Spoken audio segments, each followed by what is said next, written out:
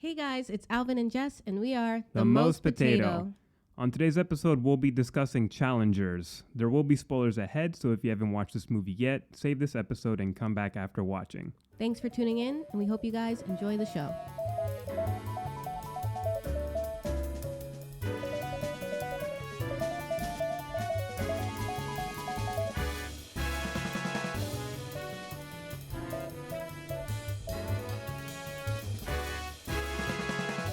All right, guys, welcome to another episode of the Most Potato Podcast, and welcome to the sexiest review to come to your podcast, to your speakers, to your headphones, wherever you're listening, because apparently the Challengers is the sexiest movie of the year, according to all the marketing. Yeah, the marketing. I bet a lot of people were disappointed.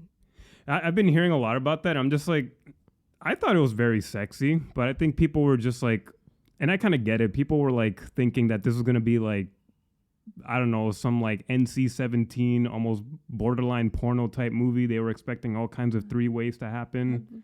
What? I mean, the marketing kind of hinted at that. They only promoted like the three characters in what looked like a throuple, but with tennis in the background.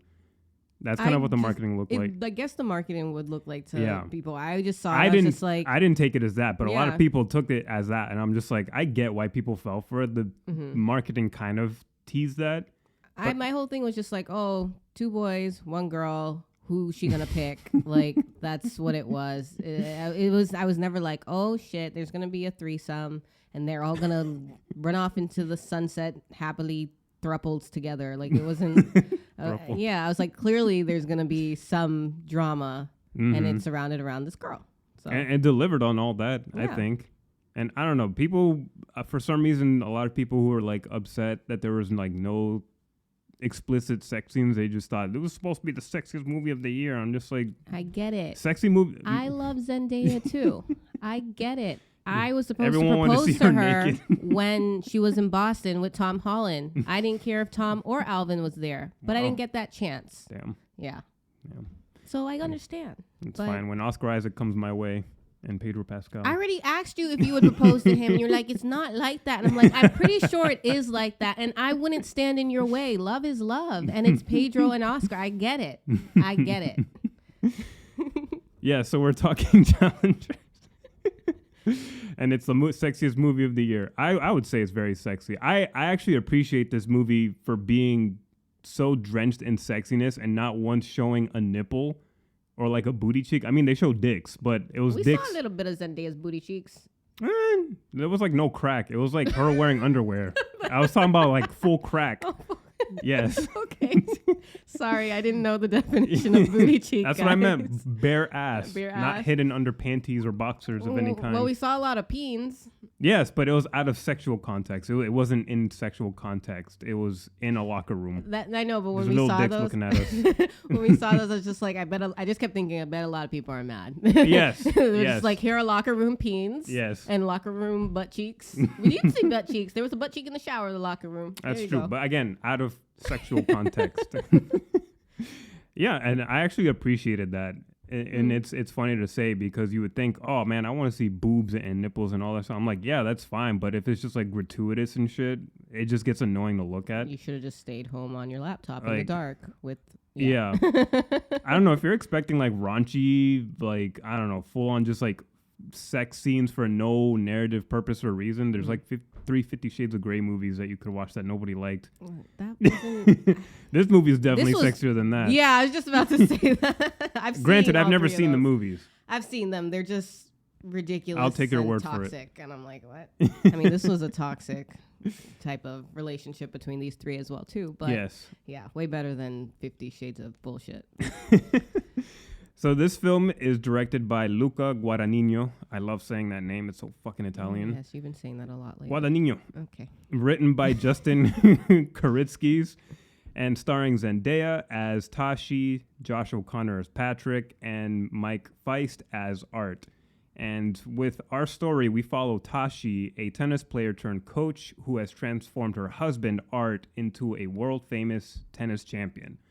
To jolt him out of his recent losing streak, Tashi makes him play a challenger event only for tensions to rise when they find Patrick, Art's former best friend, and Tashi's ex-boyfriend across the net. And that is a perfect sell for me. Like that is a perfect, just messy drama full of messy characters doing messy things to each other. That was like the ultimate selling point. I didn't even need any more new trailers. I think we only saw the one trailer and we were sold. Yeah, there was more than one trailer though, right? I think so. Okay, There's more than 2 posters. There wasn't that controversial fake poster.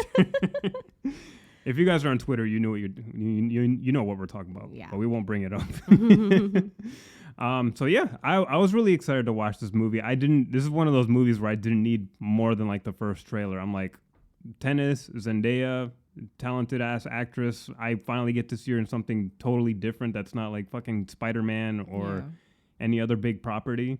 I mean, I like her in Euphoria, but Euphoria kind of soured on me too with like the whole nonsense with the creator, with the fucking the idol and all that shit. So I'm not looking forward to that. I'm fine if they cancel that show. I don't care. But I'm always looking forward for a new Zendaya project, and this was right up our alley. Yeah, So I couldn't wait for it. I thought it was a good movie. I was like a little tired, so I was just like, I want to go home. I was like, we should have waited till the next day to watch it, but it was really good, and I'm glad it wasn't just full of like meaningless, pointless sex scenes. Yeah, like it was just. I felt like there was like a lot of like kind of like holding your breath because there was like so much tension, and that's what this movie is all about. Yeah, it was just more just like, are you gonna do something or not? And I think Zendaya and the 2 actors that played across from her were really good at. They have great chemistry. Yeah, I was really surprised because at first when we started watching it, basically the 2 guys, they like lock into her character. They're just like awestruck and like they're obsessed with her to the point I was just like, okay, this is probably gonna be like a really like weird movie with these guys, but they're weird in that moment, but then the movie actually turns out to be... She'd be weird too. Yeah. They're all weird. They're all weird, but then it turns into like, okay, I see what this movie is and where they're going with this type of relationship that these 3 people have, and it turned out to be a very, very good movie. Yeah, I really like this movie. I as soon as the credits rolled, I just turned to you and I'm just like, I love this movie because I just didn't know what to expect. So I'm not like an avid sports fan. I mean, I grew up with tennis. It is one of my favorite sports. I never played passionately, but like in middle school and even some of high school, I played tennis like just casually, and I really like that sport. Yeah. And it whenever I tune into Olympics or something, that's one of the sports I do tend to watch. So I was curious to watch a tennis movie mixed with this weird, just like dark romantic sex drama mixed in with it. And the movie turned out fantastic. Like every single frame, every moment just felt like purposeful. Nothing felt wasted. I felt invested the entire movie. And I actually felt a lot of tension, especially towards like the later parts of the movie, like that last act with the final match. Like you could see the whole audience in the theater. They were just like reacting to every hit. Like everyone was like squirming in their seats, and we'll get to like all the reasons why later. But like it was really fun to watch a reactive crowd just sort of like emote so visibly. You don't see that often in a lot of movies. Yeah, and that's how you know a movie is doing a good job of like giving you a sort of experience. That's what movies are supposed to be. They're experiential type of events, and then you pair that with like the amazing soundtrack. Like I mean, they play a lot of like the same like techno-ish type sounds, and it can be repetitive, but it just adds more intensity to the moment. Yeah, there's moments where like I feel like the music shouldn't be playing so intensely when 2 people are just like looking at each other, but that actually builds the tension. Because I'm like, what are they gonna do? What are they gonna say? Or how are they gonna react? I liked when they did that with the music. Yeah, so the music, the sound, the score was fantastic. Cinematography is beautiful. We saw this in Dolby as well, and the Dolby projection was really just like, it was full, it was colorful, it was beautiful. We felt like we were like right in that world, and I don't think I can think of like any complaints or any negatives. I don't know if you've had anything that like bothered you about the movie. I can't think of anything really. No, which is surprising. Yeah. I didn't like Patrick, and that's what he was supposed to do, is not make me like him, really. And that was. Well, there's reason not to like each of them in different ways. In different ways, yes. All three of them are a problem. Yeah, they are all a problem. So, but him, I really just wanted to punch his face a lot. Yeah, he was like giving like James Franco, and shoot, I forgot the other actor. If James Franco and this other actor had a baby, it would be this guy. I think you mentioned that before. Punch his face. Oh man, yeah, and I felt like this movie did a lot of the similar things that Love Lies Bleeding was trying to do, but I felt like this was more satisfying for me. Yeah, the way that it played out was just like more gratifying for me. Mm-hmm. So it's good that we got two different kinds of like, I don't know, toxic sexual relationship type movies almost back to back. Yeah. We need more of that stuff. I would like more of that stuff in theaters. And I like how the movie kind of plays with time. It almost feels like watching a Christopher Nolan movie. It's so fast. It's so fixated on going back and forth between time. Yeah. We start off in the present time, and then we jump back and forth between different past events and then present events. And I think the movie could play out fine if you just played it straight through from beginning to end, but I don't think it would have been nearly as interesting because the movie kind of gives you reveals gradually with the back and forth time difference. I don't know if that was something that bothered you or if you like that. I thought they did a good job with doing that. Mm-hmm. It showed like, I guess, like different stages of their lives that was like really important for us to understand like what's going on right now currently, which is the tournament that they're the challenger event. The challenger event. Yeah. Mm-hmm. So it's just like, okay, well, what is all this tension? Because there's not a lot of like talking going on between like the characters, because Tashi's like, her and Art, they're married, they have a daughter, they're together. And yeah, Alvin couldn't believe that. She's like, why Zendaya? Why? But yeah, they have a daughter together. Art and Patrick don't talk anymore. Patrick and Tashi, they dated, and we have to be like, okay, well, what is the tension? Why is Art not talking to his best friend? Like, they clearly were best friends, as we can see. You know, what does that mean for Tashi's relationship with each of them? And so I like the flashbacks of how they met her. The progression of the relationships. Yeah, how the relationship with Art and Patrick changed. Once she came into their lives, how it changed even more once, you know, they basically had, they competed against each other, Art and Patrick. Whoever wins gets to date Tashi or whatever it is they were planning and stuff. And it happened to be Patrick. And I was just like, ew. And then there's just like, okay, well, now the dynamics have changed again. So I like seeing that, because every time something happened in the present, you were kind of just like, it would have been like, well, why is this happening? It wouldn't have been enough for the characters to just like say like, oh yeah, well, when I dated boring. Him or we were together. It was nice to like actually see it. Show don't tell. Yeah, one of the first rules in cinema. Yeah, it was really nice to see it, and then you also got to see like how like they get to the point where they are, because like first you see Tashi, she has like the long hair, she's young, she's getting ready to go to college, and you know they made these guys look as boyish and like as best they could, and but they made changes to, like, you know, the way they dressed them. They looked her hair started getting shorter to the point where it's just like a bob that we currently see in the present, and I kind of like that. It was just like, it, even though they're all still like the same toxic they were, I feel like when they met, the toxic got worse, but it got mature. And I don't know if that's like yeah, but they matured.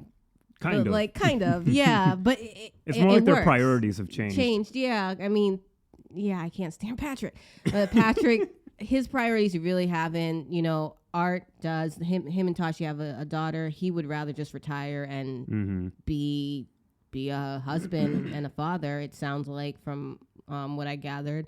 And Tashi, she's just, I don't know, I felt like she just couldn't let go after her injury. I mean, I was like, okay, you could be a coach, and I feel like she's a really good coach, but there's also that thing where she just like, she didn't let go of, you know, her injury and what happened. And I don't know. I can't say on that because I'm like, I'm not an athlete, and I can't imagine if it's like, if it's all right there and then it's just gone, just like that one injury. That's one of the most devastating experiences. Yeah. Whether an athlete or a musician.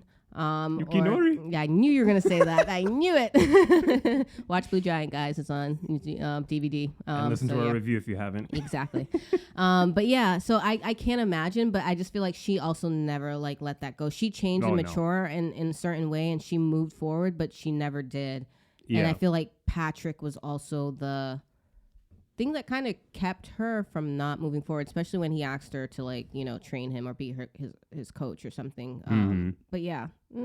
Yeah, no, I think you hit the nail on the head on what the main issue is with specifically Tashi and Art as a couple, because we see them as an established married powered couple. Like in current day, I believe the timeline is 2019. Yeah. Very interesting choice that they chose pre-COVID. And you see that they're kind of in a loveless relationship. Every time Art is trying to say or do something affectionate towards Tashi, she just sort of like has a cold response to it. He's like, I love you. She's like, I know.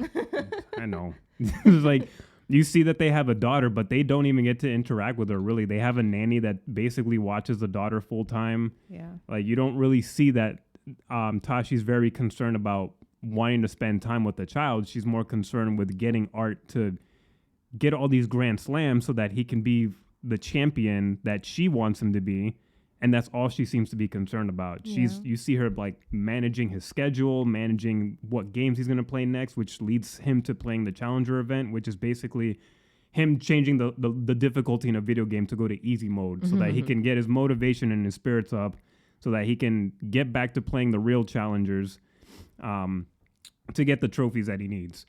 And you see right away that something's off with the two. Like, clearly, this is like, it's basically like a passionless relationship that they have right now. It's all transactional. It's all business. And Art doesn't want it to be that way. That's part of like the main reason why he wants to retire, is because like, I just want to just fucking love you and live with you. And you see that he's always kind of wanted that, even at the beginning when we go to the flashbacks. Like, yeah, he wants to be great at tennis, but he genuinely really had affection for Tashi, but Tashi has shown to never really be an affectionate person, even from the very beginning. And I think the interesting thing about Tashi is she mentioned something very interesting at the beginning in one of the earlier flashbacks when they first meet, when she's finished playing against a female competitor when she's still a teenager. She has a conversation with Art and Patrick about it, and they go like, oh, wow, you seem very upset with her. Like, I never heard anyone scream like that. And she was just like, well, I was screaming out of, like, I'm paraphrasing, but like, I was screaming because that was like enjoyable. That was me having a relationship with her. Like, whenever you play a tennis match, in those short moments where you're playing together, you're in a relationship with that person and you're communicating with each other with, you know, how you try to serve back at them. Yeah.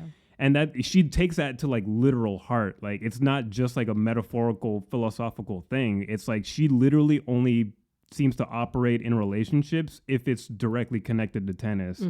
Because we saw like when she's dating Patrick for that short while in the past, when they're about to have sex, she will not shut up about his game.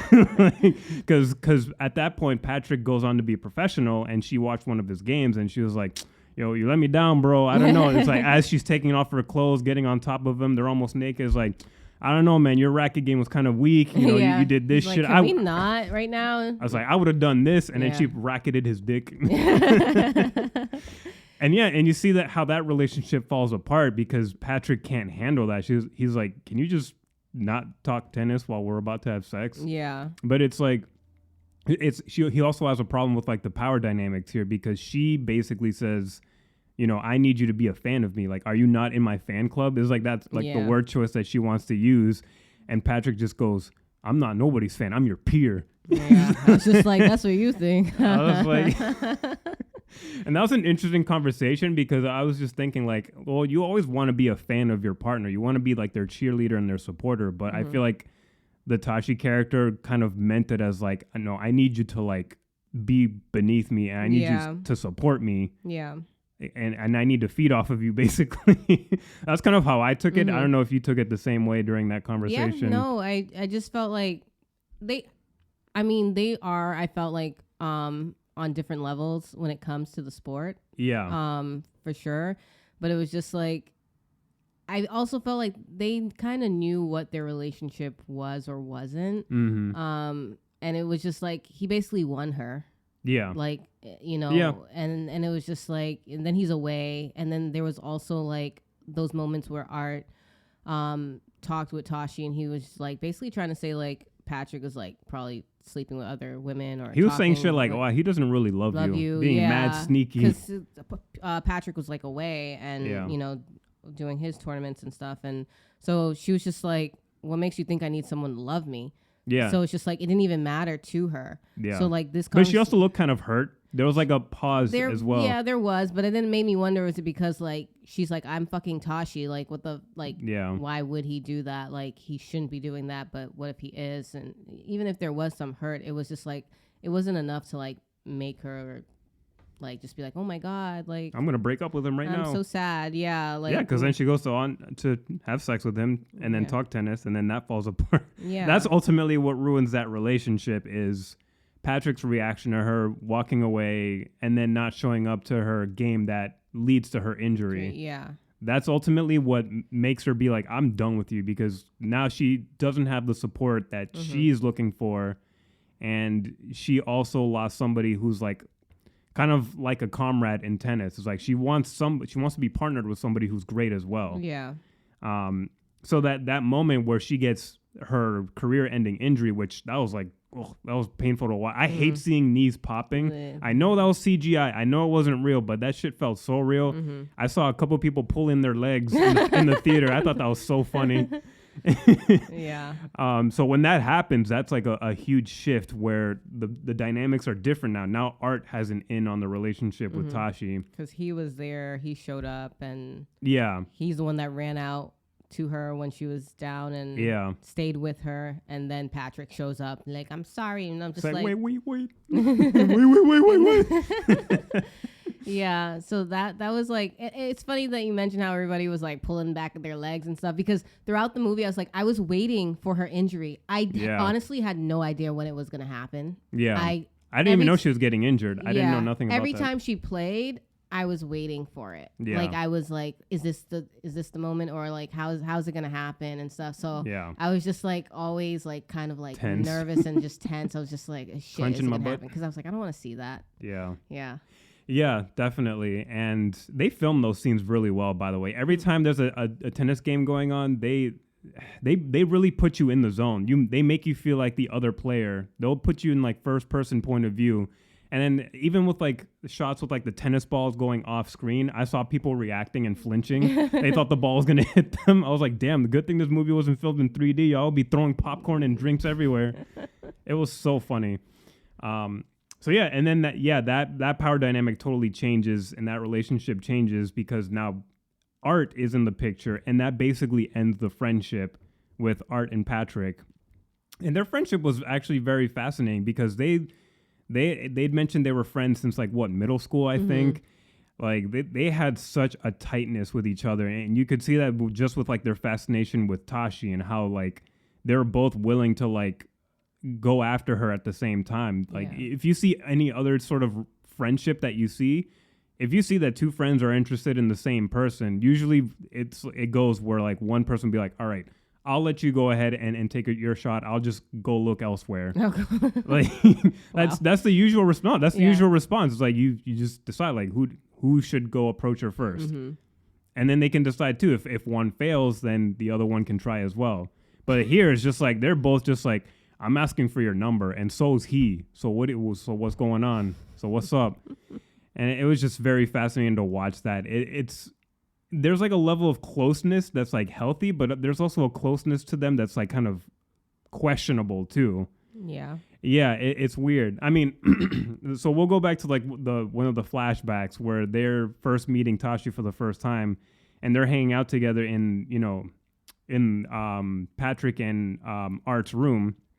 And they're going over like their childhood friendship. and they bring up the moment where where Patrick talks about the first time he taught Art how to masturbate. Yes. And right then and there, people are just gonna be like, "Whoa, what? Pause. No homo. What?" Yeah. But it's like, I thought that was a moment that was actually quite admirable. Like it's some people find it questionable, and I get that because that's like not a normal thing that you do with friendships. It's not that one. I was just like, oh, that's weird. But I've heard story of girls saying like they had to like help their friend like, you know, get like a tampon out or something like that. Like which that. Is like really like personal, and it's just like they're both very intimate moments for different reasons, but they're very intimate. Yeah. And it's funny that it would happen like at such a young age or whatever too. Yeah. So it wasn't like weird, but I just thought it was so funny. It would make sense if it happens at that age. Yeah. Around that age, it's like this is where you're starting to lose your like sort of, I guess, quote unquote innocence as a child. You're becoming more self-conscious. You're becoming more aware of what you want as an identity. Mm-hmm. But you're also in that in-betweenness. Yeah. Where it's like you can still be a kid and just be sort of pure in that sense. So I kind of like the story. As funny as it was, the way that he recounted it just embarrassing the shit out of Art. Yeah. I actually thought, wow, that's actually like, that seems like a genuine friendship. Like you teaching your boy to like jerk off. Like as weird as it fucking sounds, that is also very like intimate and like, it just like supportive in a way that's like not really normalized in society. And it's just very interesting. So that sets like the foundation of their whole relationship. Mm-hmm. But then I think it gets to a point where they just take it too far because now they're pursuing the same woman. Mm-hmm. And that's kind of they're letting it interfere with their friendship. Yeah. It's not so much Tashi's fault. It's really their fault because she said she didn't want to be a homewrecker. That's what I was just going to get to. I literally was just going to bring that up. She's like, I don't want to be a homewrecker. And he's like, and Patrick's like, what do you mean? We're not in a relationship. And she's like, sure. Yeah. And it's like, people are like asking like, are Art and Patrick like gay or bi? And I'm just like, I mean, they could be that, but I also feel like it kind of goes beyond that. I think they just have like a love for each other that goes beyond any sort of like label or anything. It's like they act very much like brothers in a sense. Mm-hmm. But even then, it goes beyond that because they're willing to even kiss each other if it means being able to have a chance to have sex with Tashi. She was really fucking with them though, like she did, and she manipulated that situation because when she was making out with each of them and then got them to like, first of all, they were kissing each other like as three people, and then she backs off. She kept trying to do it, and they kept kind of. It's like they kept bouncing back because they like knew they were gonna be kissing each other. Yeah, and then eventually, like she gets them to just like. Do it, and then they're just kissing from out. She's just watching. Yeah, and I was just laughing to myself because I was like, everybody thought it was gonna be that. Yeah, and I'm glad it didn't turn out that way. I think this was way more interesting. Of a relationship dynamic because you're looking not just at like two different like romantic relationships that happen, but then there's also like the friendship between the two guys. At this point, it really just felt like it felt like a competition when they were like kissing each other. Like I felt like it stopped being about like Tashi for a moment, like at least. And it was like tennis with their lips. It was that's how I felt. I was just like, I feel like there's just like, you know, I could kiss her better. This is how I would kiss her, but they were kissing each other, and it was just like it was really funny. Watch me how I dick her down. Yeah, and I just thought that moment was so funny. Like it was like, you know, sexual moment, but I also felt like they're really just competing. Like they're really trying to get her. That's all it felt like to me. And she had that grin on her face. Like she was watching like an intense match. Yes. And she's like, this is what I want. I want to be surrounded by high competition. I want to be surrounded by fucking greatness. I want to be with the people that are going to push me to be even better. So that was that moment. That was that moment. I was just like, this girl, I was like, she's fucking with them now at this point. And that's what makes the movie sexy and sexual. It's not the sex scenes. It's not if there's like nudity or not. It's the sexually charged energy revolving the characters' motivations regarding people and their goals, which is like being great at tennis. And I just love that the movie just never loses focus of that. It's always focusing on their relationships with each other, but in reference to tennis as well. And I think of the three of these people, Art is probably the least motivated by tennis because he's the one that really genuinely just wants to be with Tashi. He kind of forgets about being a great tennis player, clearly, but when we see him present day, he's losing a lot of matches, and it's because his head and his heart is just not in the sport anymore. He just wants to be done. Yeah. He's getting to that age of people typically retiring around like their 30s, maybe even their 40s. I think he was like only 31 is what they mentioned. Yeah, So it he was could have early gone, 30s. yeah, he could have gone a little longer, but he was perfectly valid in wanting to retire if he wanted to. He's got fucking endorsements. His face and Tashi's face are on posters. Like, they have all kinds of things that they just don't really need to play anymore. Yeah.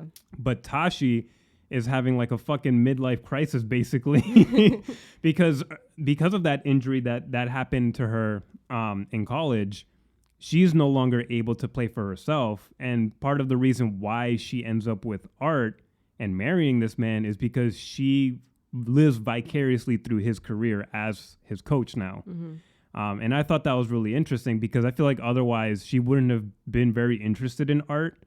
And I feel like he's playing for her. Yeah. Like, he does like enjoy it, and I feel like that is like tennis is something that he enjoyed and did, but like even in the flashbacks, like it felt to me like he wasn't really like pushing himself. Like, he was just doing it, and you could see there was like a difference. He was good. Yeah. He had potential, but it wasn't something that he was just like die hard about. Yeah. It was really just something he did with his friend. Yeah. And then it became something that he does for Tashi. I don't know if so much something they do together. He probably thinks it's something they do together, and like if that's what she wants, he wants that too. So he's willing to do it since she can't.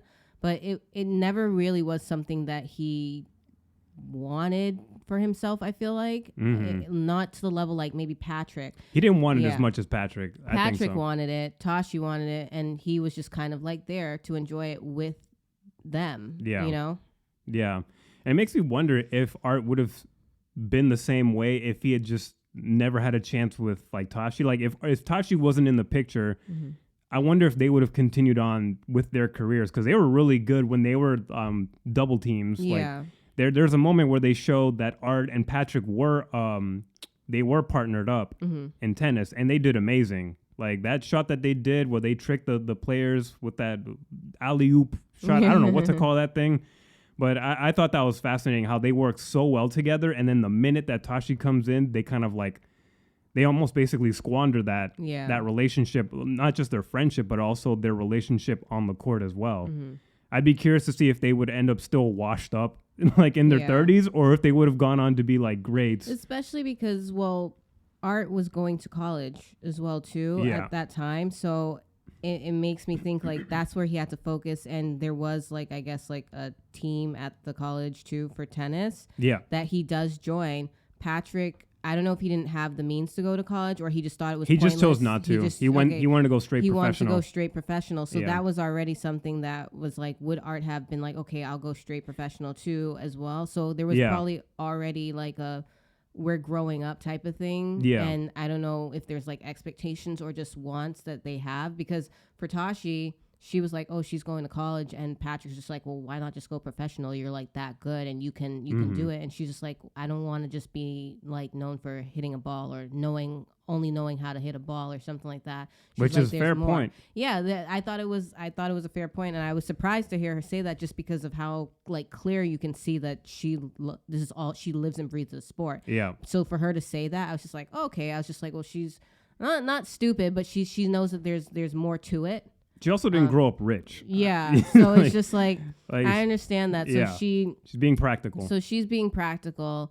And that's why I was just like, okay, well, I felt like her and Art would honestly be like a better match. Not because he was also thinking the same way, but just because he was there. Yeah. So I was just like, eventually she's supposed to like get with him. So I was honestly surprised when she was dating Patrick. Yeah, at the beginning. Yeah, I was just like, I thought he was going to win. She's going to be like, nah, fuck it. And then just not date either of them, or just start dating Art or whatever. But yeah, definitely. And yeah, it was fascinating to see how each of those relationships evolved and sort of fell apart with the flashbacks and the flash forwards.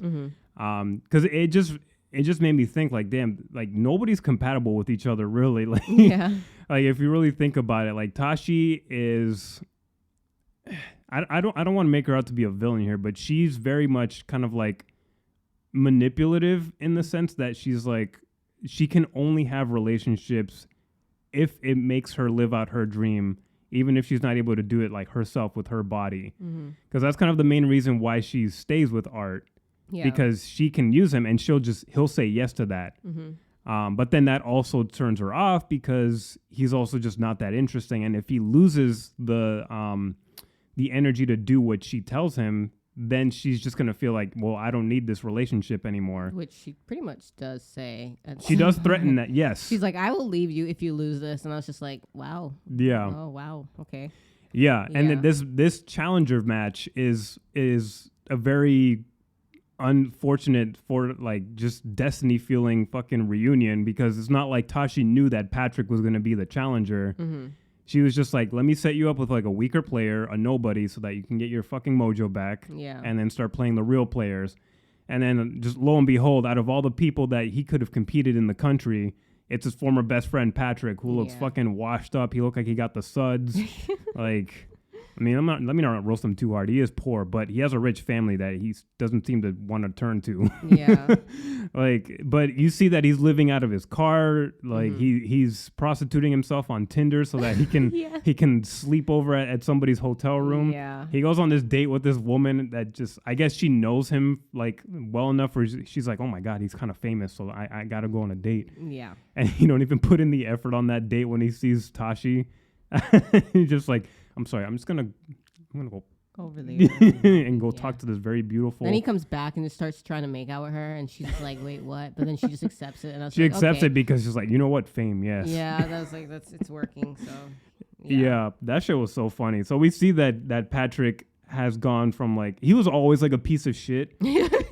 And he even admits it. He admits it in a later conversation with Tashi that he's like, I'm a piece of shit. At least I know it and own up to it. You don't even fucking admit to it. Yeah.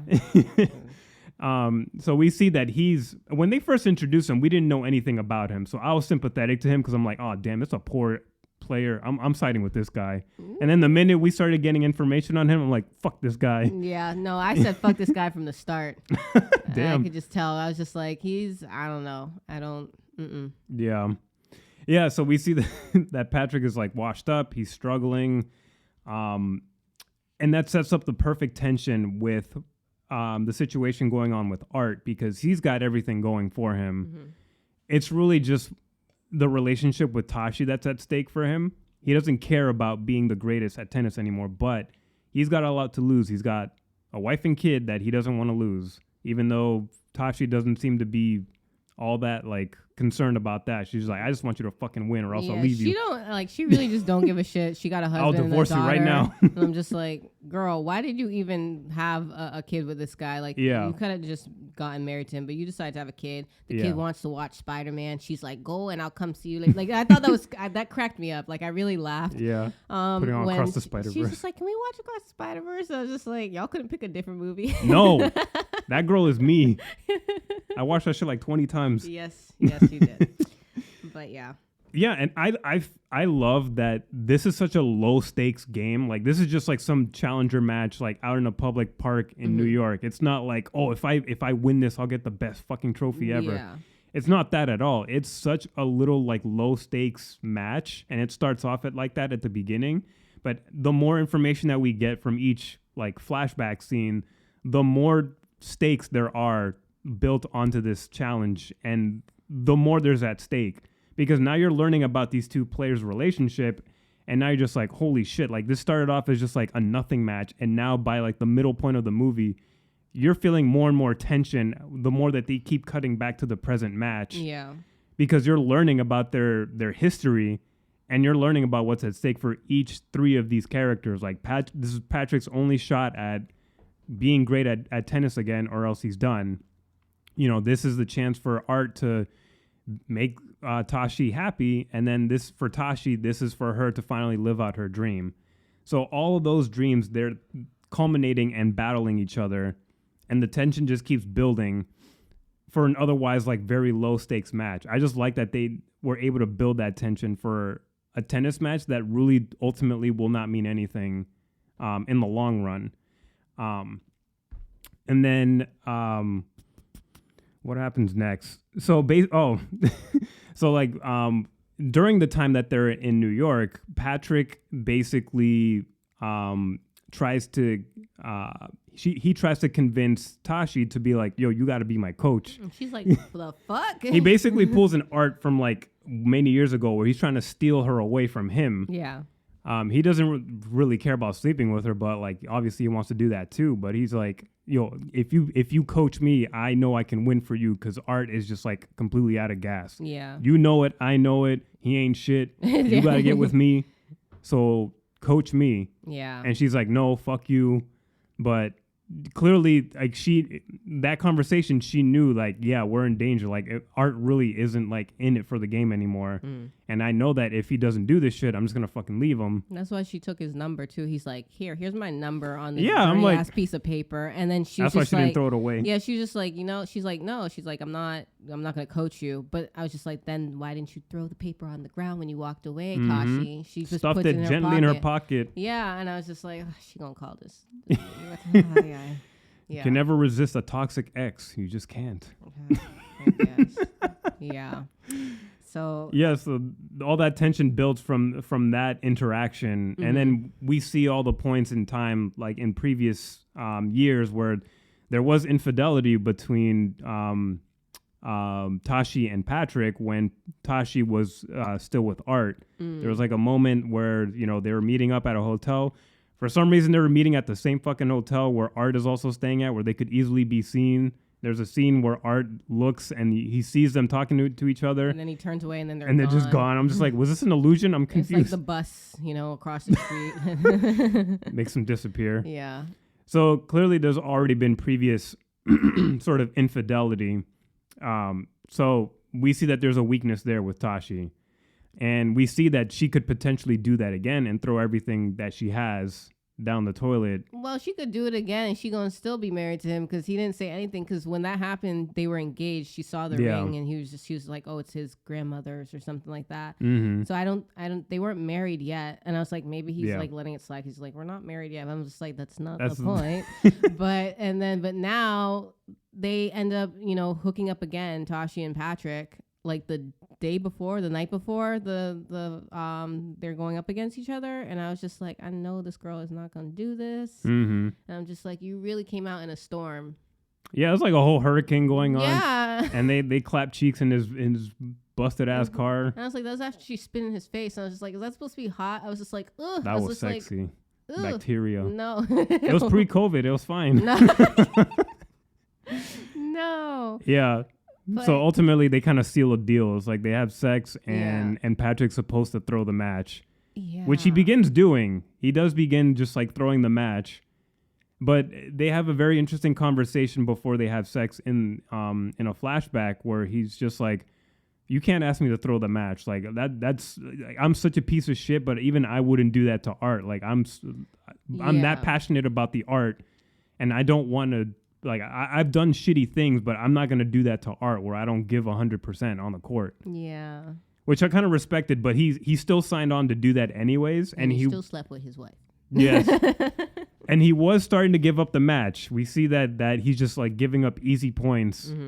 And then he just has a change of heart because he's just like, I can't do this to my boy. He's not my boy, but he's my boy. Yeah. And I got to respect him. And I got to get him motivated. I'm giving 100%. He's still kind of fucking around. So let me do his signature tick that he does before doing the serve, where he puts a tennis ball at the neck of his racket to tell him, I slept with Tashi. Because that's what they did in the past when they first were trying to go for her. And he was just like, well, did you sleep with her? And he's just like, I'm not going to say. And then he did the tick. And then he was like, okay, they did. And he did it again. And I was like, oh, shit. I was like, is Art just going to jump across that net and beat his ass? Or is he going to walk away? I thought he was going to walk off the court or something like that. Yeah. But, yeah, that just motivated him.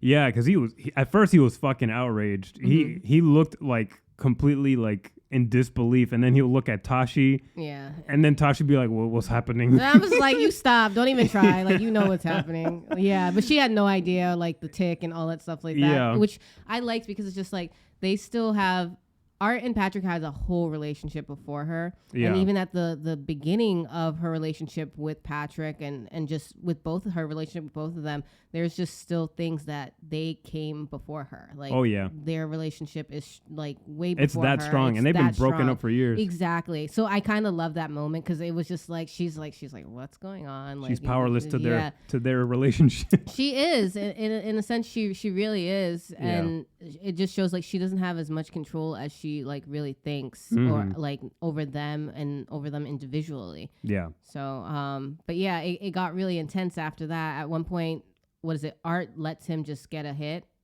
and it ties the game, yes. right? Yeah, he starts giving up his points because he's and I it's like he's doing it intentional, but he's also like he's deciding in the moment, like, how do I really want to react? Do I want to be petty towards Tashi right now and just give everything away? Yeah. Or do I want to give it my all? Yeah. And I love how they communicated that shit with just body language. There's no internal monologue. This ain't an anime. You don't do internal monologues. Yes. You just do all kinds of body language. He's flustered. He gives up a couple of points. It looks like he's going to give up. At one point he serves and he just lashes out by launching the ball at Patrick's head. Mm-hmm. And it just looks like he's really just going to give everything up. Yeah. And then finally they just go ham on each other. Like each of them, they're giving it their all in the match. Mm-hmm. Every single hit that they serve, they're actually trying to beat each other. And that's when like the match really like is just like on fire. That's the first time their match gets really interesting for me. Mm-hmm. Because the whole time we'd never see Art give his 100% like in the present game. And then like the way that the game is shot, like they make it so intense. They give you like the perspective of like the fucking tennis ball itself. Yeah. Like and every time like somebody hits a ball, like people in the crowd, again, they're like pulling in their legs because there's shots of each of them very close up of their knees, making it look like somebody's gonna fucking break a knee again. Because that's the exact same way Tashi moved too. Like it's like this. It's very frantic energy. Yeah, and I was just like, oh shit. I was just like, somebody's gonna pop. I was again. Like, let it be Patrick. Let it be him. Yeah, so like I love that the movie was so unpredictable on what the outcome was going to be. You didn't know somebody was going to give something up. You didn't know somebody was going to miss the ball. You didn't know somebody was going to get fucking injured. Yeah. Like that I love that moment so much. And seeing the crowd just reacting with every single tennis ball hit, every cut, like every camera shot, you just didn't know what was going to come next. And they kept getting closer to the net. Yeah. And I was just like, how y'all? And that makes it more intense because it's like and that makes it much easier for somebody to be like, ooh, like some sort of trick to make you miss the ball. Exactly. That's what I thought was going to happen. But they just kept getting closer and closer. And then there was like a point where I had no idea what was going on. And then you just kind of see like them both like leap into the air kind of. Yeah, they're both trying to go for that volley. Yeah. And then they leave it ambiguous. I like that they leave the outcome kind of ambiguous. Because ultimately you just see that the two players crash into each other, and you would expect them to just like start fighting each other at that point. But no, instead they're hugging each other. Yeah. And it's not like they're trying to balance each other. They're both standing perfectly fine on the ground. Nobody's struggling. Nobody's tipping over. And they're still hugging. Yeah. And they're hugging. And they're tensing. And then you see them smiling and laughing. And you just see them like fully embracing each other. And Zendaya's in the crowd like shrieking the way that she shrieked when she first beat that girl back in high school. And that's like her moment of like fucking like elation and excitement. Yeah. And her passion coming back. She felt like she's won in that moment. I was like, girl, you still got your marriage or no? I was like, you here. I feel like at that point it didn't matter who won to her because then she knew at that point when that revelation was made, she was like, shit, like I'm kind of at the whim of this game right now. Like whatever happens. Yeah. And I forgot to mention throughout the entire game, she barely watches the ball go back and forth the way that she used to back in the past, where she would just be very intent on the game, because it's like she knows that Art doesn't have the passion anymore. So it's hard for her to even watch him play. Yeah. There's moments where she even gets up and leaves for a break. Mm-hmm. But here, her head is going back and forth like a freaking bird. Yeah. Everyone's heads are just about to break because she's fascinated. And you see her getting up out of her chair while she's watching. Yeah. She's roused up. And I feel like at that point, it didn't matter who won for her, because she would just be like, whoever's more passionate, I feel like I won. Yeah. Because I feel like I was somehow directly involved in that in some way. Always about her. She always bringing it back to her. Yeah. Yeah, and that's what makes her a fascinating character, and it makes these other characters fascinating too. Because Art, he didn't have to be in a relationship with this woman. He could have gone and found somebody that could genuinely love him for him, but he kept wanting to be with this person specifically. He had such a fixation on her. Yeah. Like, it got to the point where he wanted to know from Patrick when he finally fucking slept with her for the first time. Like, that's so fucking weird. You shouldn't care about that, but that's who he is, and that's what that friendship was. Yeah. So they just have like this weird connection to each other that I feel like is not gonna go away, because we don't know the outcome. We don't know if Art is gonna still stay with Tashi. We don't know if Tashi is gonna decide to be like, you know what, fuck it, I'll go with Patrick. We don't know, but ultimately we see that there is sort of like a reconciliation with at least like the friends. There's a rekindling of an old flame with these two friends, and then there's a rekindling of Tashi's flame, like feeling like she can be passionate again, like for just one moment. Yeah. Everybody regained the passion that they lost over the years. And I think that's a really fascinating and sort of like relatable theme. Like, even if you don't play tennis at all, like just like the struggle of like people losing passion over like their relationships or like their hobbies or their careers, that's something that everybody struggles with at some point. And to see it play out in like a tennis match, I didn't expect anything like that when I first got into this movie. So I really like how this movie ended. I like that it's also ambiguous, because then it just leaves questions and then conversations that people can have about like what they think was like the ultimate outcome. Like, do they all make up? Are they going to finally have the three-way that everyone was asking for? Are they going to like be in each other's lives again in some way? Or are they just going to go back to like separating? Like, I don't know. But I like how open-ended that was. Some people might complain that they wanted like an outcome. They wanted to see who the winner is. But at that point, I don't think a winner really would have mattered. It wouldn't matter. And I mean, the movie doesn't ultimately have to be about that. Like, it's like you said, it's Patrick and Art's relationship. Like, you see that kind of come back together in that moment, in that final scene, you know? So it's just like that can just be enough. Like, that says a lot. Like you said, there was no, like, you know, any monologue or anything like that. They weren't speaking out every single thing that they were thinking. It was just like you had to just watch them. And they talk to each other with tennis, man. Yeah. So I think in that moment, it was just like, I don't know. It felt like they were like together again. Like, their friendship was like, it was okay. Even if it was just okay in that moment, and then they were just never spoke to each other after this. Yeah. That would have been fine too. But that was like kind of the moment that mattered. Yeah. I felt like to them, to Tashi, like, and it's funny because it's just like only the three of them know it. It's like no one else probably would know what's going on. Everybody's just cheering because like, oh yeah, we have a winner. Yeah. But there's something just for them, the three of them, that they get, and it's just like, and it's like not even like the three of them together knowing that, because then Tashi has her feelings and what she's feeling about this, and then they have their feelings about what they're feeling about it, and then it's just like, it's just a small little bubble. Yeah, and that's enough. That's more than enough, because it's a character study between these three. Yeah. Yeah. So yeah. Yeah, and I guess this kind of made me think of one minor complaint. It's very minor. It's a gripe, really, that I just thought of now that we talked about Art and Patrick's relationship. I guess I kind of wish we saw like their sort of breakup moment, because we kind of see it where, you know, Art yells at Patrick to leave when Tashi keeps asking him to leave during her injury. I guess I kind of wanted to see a scene of them. I don't know, what was their conversation like? Did the friendship just end just like that? I feel like it was just like that. I feel like they just kind of just stopped talking. Which felt kind of, I don't know, a little weird, just because there was so much emphasis on their relationship. You see how close they are. It happens. It really does. I know, but it's like it was like a relationship. Like, there was literally like shots of like Art slamming his hand on Patrick's thigh during excitement when watching a tennis match. There's scenes of them talking to each other, and Art is wiping off like cinnamon stuff on his face, and they're eating each other's churros. Like, it's so homoerotic, but it's also like so brotherly. It's so like, it's all these things mixed in. It's like a friendship that we don't see very often on screen. Mm-hmm. And I guess it felt a little weird not to see the fallout, like just seeing them like emotionally react when they decided they weren't going to be friends with each other anymore. Mm.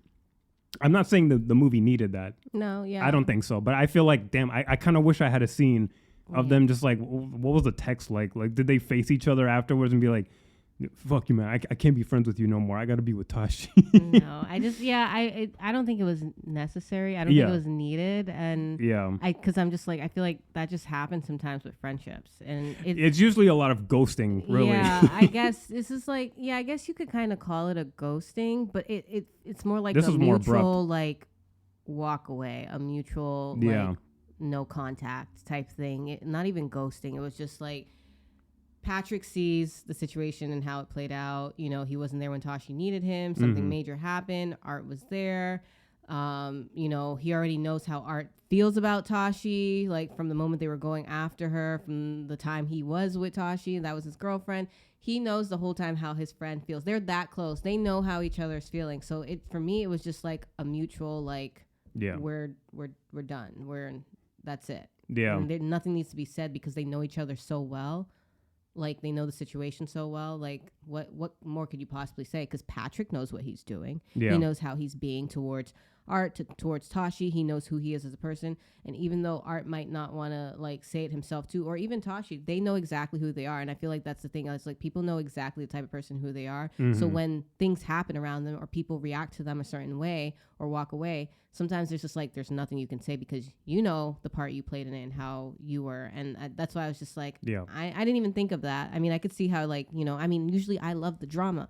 I want the drama. I mean, there was plenty of it. Yeah, there was plenty of it. And so I can understand you, like, being like, oh, I kind of wish we saw something. But I, like, talking about it now, I'm just like, it really didn't need it because I was just like, I just see that that's just where it was leading to. Yeah. What more is there to say?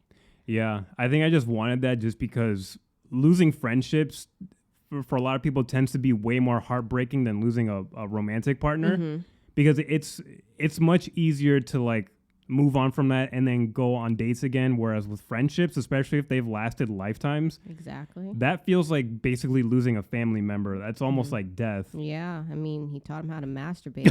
Like, how much closer can you get? Taught him his stroke game and everything. Nah, but he fucked up because he didn't tell him what happens after you get to that was completion. Funny. He's like, oh yeah, I forgot to let him know. He was just covered in his own. And now we're gonna get a prequel series on HBO Max of Challengers Middle School. No, ew. No. Played by 30-year-olds. Somehow even worse. Yeah. All right. Yeah, that's basically the whole movie. I don't know. Do you have any lingering final thoughts you wanted to get to before doing ratings? Anything you wanted to bring up? I think we touched on everything. I think so. What would you rate it? I'm giving this a loaded potato. Oh, this is a 4 out of 5 stars. Yeah. Wow. It was so intense. It was such a good movie. Yeah. It was, and then the fact that I can't really think of any major problems that I've had story-wise, character-wise.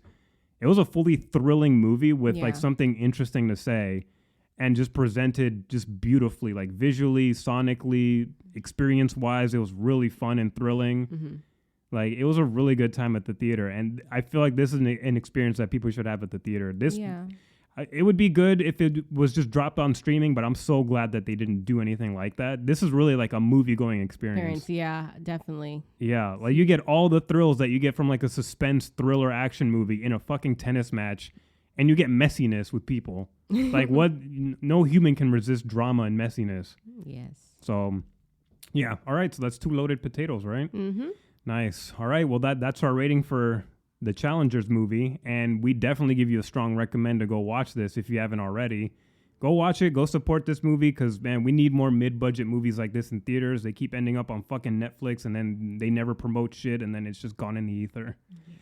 Yeah. So definitely watch this. Give this one a watch, and if you have watched this movie, definitely let us know what you thought in the comments wherever you're listening. Make sure to subscribe wherever you're listening from. Hit the notification bell. Hit us up on our social media as well. We got Twitter and Instagram. And yeah, we love you guys so much. Thank you guys for tuning in for another installment of the Most Potato Podcast. And we'll see you guys on the next one. Yes. Bye. Bye.